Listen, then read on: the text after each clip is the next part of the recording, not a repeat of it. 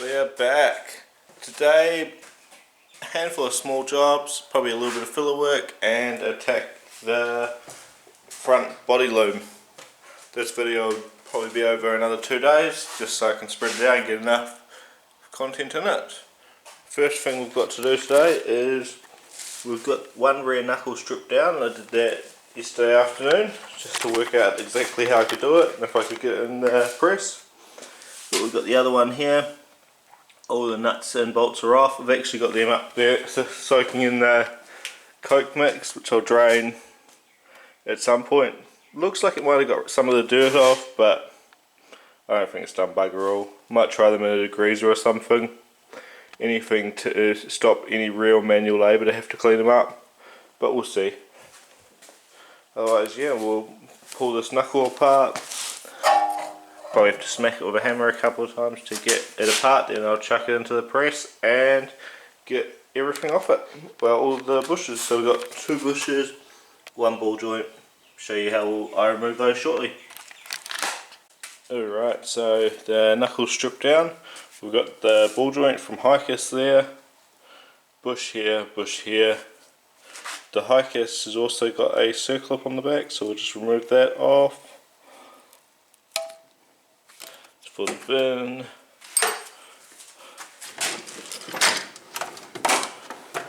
But yeah, we'll start with the Hikis ball joint removal first, as that was the last one I did yesterday, so I've got the press in the right position. Use that pipe to sit it in and we'll just push it out. Hopefully it goes smoothly. Alright, so I'm using a bit of old 2-inch stainless I had lying around, only because it's a bit stronger than most things I've got here, and the ball joint will fit into it perfectly. So chuck that into there. Chuck a spacer on top just so it pushes the ball joint out pretty good.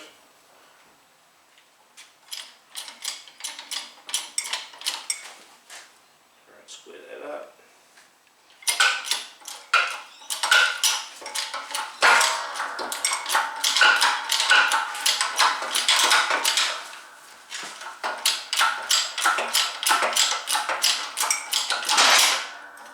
And she's out.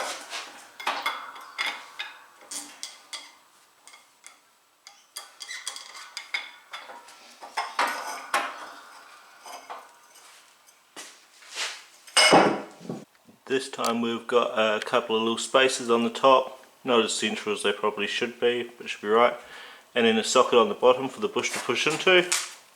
This is probably the easiest one of the lot, so hopefully square it a bit more.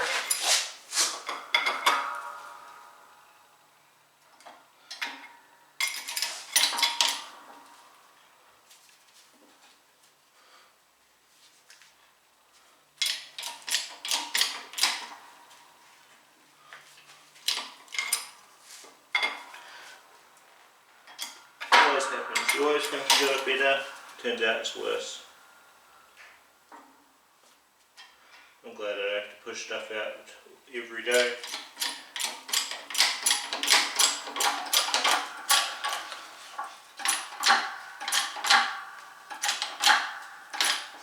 There she goes.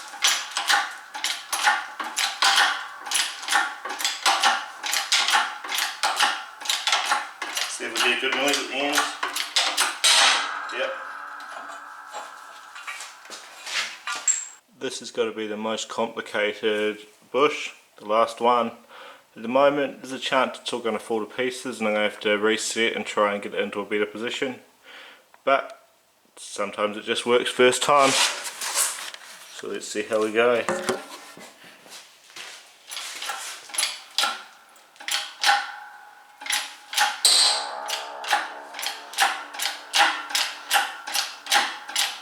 There's also the chance that when I'm pushing this bush out, it bounces the socket out that it's balancing on. But no, she's out. All the bushes are removed from the knuckles. Alright, time to see what a bit of coke will do to bolts after it's been soaking into it overnight. Just got a box here with a bit of a hole in the bottom, out in the grass because I don't want to make too much of a mess. But let's see.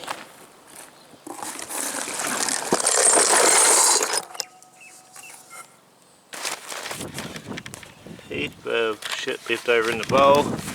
Looking through the bolts, not an overly notable change. There's a couple that were clean just because I went over them with the sandblaster yesterday, so you can see them sitting on top, hell of a lot cleaner. But let's try a different sort of degreaser and see what we come up. Next job for the day is just removing all the little parts from the rear brakes. We're going from the Sylvia single pots to the Skyline 2 pots now, but these ones are in pretty disgusting condition. I've got new pads on the way, new rotors of course, and just at the moment let's just pull these apart. Probably only pull the pins out with one hand with the locking pins. Give them a tap with a hammer in a second, pull these out, pull these all out, give them a clean with the wire wheel, and then get these ready for a pressure blast with water.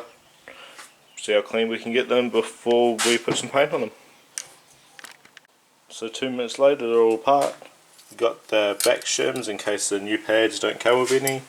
The side shims, which don't do a lot, but they're in there just to make sure the pads don't rattle. And of course all the holding pins for the pads. All of that will get a good clean up with the wire wheel. The old pads for the bin. And yeah, give these a real good clean up. Get them ready for paint. They're just going to go a nice gloss black. And I'll get some paper onto the front for the Nissan logo. Make it look fresh again. Rear brakes and a few other bits looking nice and clean after a bit of a wash. Just got the drum backing plates and the cables I'm going to give a quick clean to. And then we can sort some paint out. Don't know what the weather's going to do today. If it's going to rain, no paint, otherwise we'll just get them all cleaned up and ready for paint as soon as I can. But yeah, the rear calipers actually came up not too bad with just a good hose off. Let them dry off for now, then just give them a bit of a scuff up and paint them up nice. A touch of basic primer over the rear knuckle uprights just to get the paint to stick properly. And on the brake calipers, not too worried about the shields. Actually I've got to pull the drum piece off them yet. I'll do that now, and then they're all ready for a bit of paint. Bring it on, let's make them look a little bit nicer. Uprights painted in a nice cast iron colour. Usually use that on engine blocks, but I thought it'd look nice on these, and breaks up from having all the black on the back. I'll push the bushes in shortly. Hopefully you can just use the vise, even though the vise is pretty screwed. Backing plates got a coat of black, so do the brakes. Absolutely destroyed the paint job on one brake. I'm going to have to get the sandpaper out once it dries and fix her up. Might do both, we'll see. Bit unhappy with myself how that one turned out, but you can see there, not great, but oh well, it happens. No lessons were learnt, just not a great painter. After a near defeat, managed to get all the bushes in the knuckle. Had to cut them in half as I couldn't press them straight through. Just not good enough with the press it seems. But yeah, all the bushes are now in the rear knuckles. The dust shields for the handbrakes are looking good. And out here the final coat of paint is on an assortment of things, including the rear calipers. Wait for them all to dry, make sure I didn't miss anything, and then sandbag some lettering. Just got to wait for some brake pads and stuff to turn up and they can go together. Otherwise, turns out the coke didn't do a lot. I've got it soaking in some degreaser now, the bolts. That way, hopefully it makes the dirt nice and easy to come off. Should be easy to clean from there. In the interest of making sure everything works, everything gets dummy fitted before it goes on. I got brand new Gtr Hubs from GSP make them. I think it was through Just Jap I got them. But I need to cut that front top tab off as the GTR handbrake sits slightly different, otherwise it won't locate down. Easy enough, just get the grinder and get both of these and cut them out. Wheel bearing hub modified, grounded that bit off the top, back to the nice smooth lines. Now when it fits in place, you can see it's a nice natural gap at the top like it's meant to have. So they're good to go, they'll go back in the box until the bolts are zinc plated. Then I'll assemble all the drum brake around it and she'll be nice, ready to go back on the car. Alright, onto the front body loom. At the moment It used to run out this hole here, out along the top of the guards, out to the headlights. It's going to get moved. It will run from about here, down the bottom of the rail, and out to the headlights. I've marked out what I need to keep, so the headlights on each side, the horn, that's about it. Then we've got the other plugs, which we won't need. We'll just cut off with blunt, bloody side cutters. Do that along all of the ones we don't need. And then I'll be able to take all of the tape off, take those wires right out, hopefully eliminate a handful of relays, handful of fuses. Do the same for the alternator loom, as it will only be alternator and starter trigger. That'll also mean I can eliminate these plugs here, or I need a couple of them, and just a hell of a lot less wires. So I'll work out what I need, and then what I need to extend to get them out to where they need to be. Hopefully not too bad. In the past it's been an easy enough job. All the stuff on this side of the flat of the grommet will be able to stay the same, as that doesn't need to be altered. But I will move the indicator, as it'll go out a different hole, and that grommet will get destroyed. Well, it'll get taken off and a smaller one in its place. I reckon that's about all I can do for the loom today. Well, all I can be stuffed doing. A lot of it's already taken out. You can see I've taken all the covering off. There's some bundles of wires that are removed. This is all the alternator and starter harnesses now, as I'll run new powers for it. Everything else is stripped off. I just have to work out what the rest of these relays are, if I still need them. One of them will be the aircon, one will be headlight. Just have to work out what will be removed, and then I can cut them out. A few more wires gone. End of the day from here all the way back to here. That'll get shortened, as that fuse box will move into the car by the headlight, by the steering wheel. And we'll just keep cutting stuff out until it's a lot smaller. We'll continue on that one tomorrow. Brakes are all done and painted. Gave them a bit of a sand on the front. Not my best work. Definitely not a brake painter, but they're good enough. End of the day they'll be hidden behind wheels and I'll have dust all over them in no time. I reckon that's me done for the day. Feeling pretty motivated with how we've come along. Got a heap of little jobs done, which you saw me complete. I'm glad I got the rear knuckles done.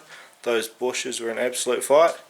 And we got one last job that I've just a quick one, just to leave me inspired for what's to come now. Had a delivery from Origin Labo come, so we got the boot wing, a little bit more aggressive than I was expecting, with a bit more of a spike up the back, but I think it'll suit the body line once it's on the ground. And just the roof wing, just top that off. I reckon they always look good up there. But yeah, I reckon once they're painted white they should blend in good. The boot wing actually follows the body lines perfectly, which is nice. But yeah, we'll get them painted when the rear pods arrive and when the rear bumper comes off as well.